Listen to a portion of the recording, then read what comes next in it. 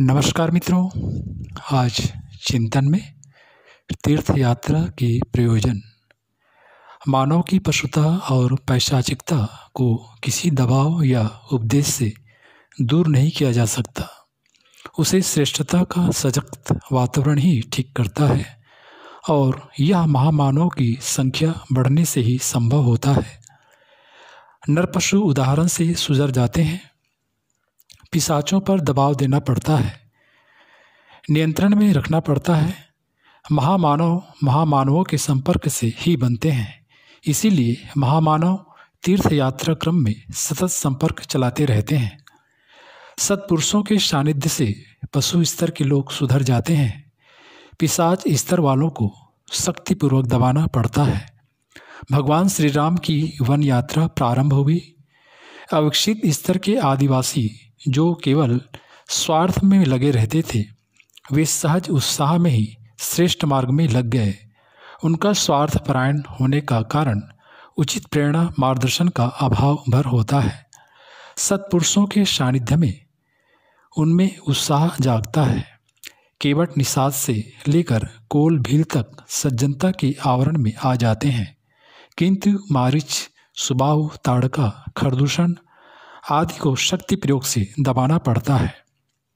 श्री कृष्ण के सानिध्य में ग्वाल बालों से लेकर मथुरावासियों तक में सज्जनता का संचार हुआ, परंतु कंस, जरासंध, कौरवों आदि को बलपूर्वक ही दबाना पड़ा। महामानवों के बढ़ने से ही वातावरण बदलता है। जब जिस तरह का परिवर्तन आवश्यक हुआ, तब उसी तरह के महामानव पैदा हुए हैं। जब विदेशी आक्रांता स्वदेश में छा गए, तो लगातार महाराणा प्रताप, शिवाजी, छत्रसाल, गुरु गोविंद सिंह, बंदा बैरागी जैसे शौर्य संपन्न सत्पुरुष पैदा हुए।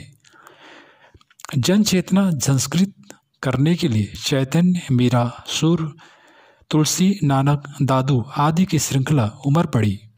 भारत स्वतंत्रता के क्रम में तिलक, गोखले, रानाडे, गांधी, सुभाष, नेहरू, पटेल, राजेंद्र प्रसाद, राजर्षि पुरुषोत्तम दास टंडन और आज़ाद भगत सिंह, सचिन जैसे सत्पुरुषों का क्रम बना। आगे भी यही क्रम चलना है। सत्पुरुषों के उत्पादन और वातावरण परिष्कार के लिए श्रेष्ठ जनों द्वारा तीर्थ यात्रा क्रम ही उपयोगी रहा है। नारद जी इसी निमित्त सदा चलते रहते थे, रुकते नहीं। बुद्ध के परिव्राजक सतत चलने रहने का संकल्प लेकर ही निकलते थे। दूर देशों तक उन्होंने हाथ में बोधि वृक्ष की डाल लेकर तीर्थ यात्राएं की। जगतगुरु शंकराचार्य ने भी भज गोविंदम की धुन बोलते हुए देश के चारों कोनों तक एक कर दिए थे। चैतन्य महाप्रभु संकीर्तन से सद्भाव जगाते बंगाल से ब्रज तक और फिर द्वारका तक तीर्थ यात्रा क्रम से ही चले। संत तुलसीदास जी ने तो सत्पुरुषों के समूह को चलता फिरता तीर्थराज कहा है। जोग जगंगम तीर्थ राजो, उसे सत्पुरुषों के उत्पादन का अमोघ सूत्र माना है। मज्जन फल देखी तत्काला, काग होई फिक बकहु मचा मराला। सत्पुरुषों के सानिध्य से उस दिव्य तीर्थ में स्नान से कौवे जैसी वृत्ति के कठोर व्यक्ति कोयल जैसे मधुर स्वभाव के हो जाते हैं। बगलों की जैसे छली, हंस जैसी मुक्ता चुनने वाली निर्छिर विवेक संपन्न हो जाते हैं। इसीलिए ऋषिगण तीर्थ यात्रा क्रम को अधिक बढ़ाने का संकल्प लेते हैं।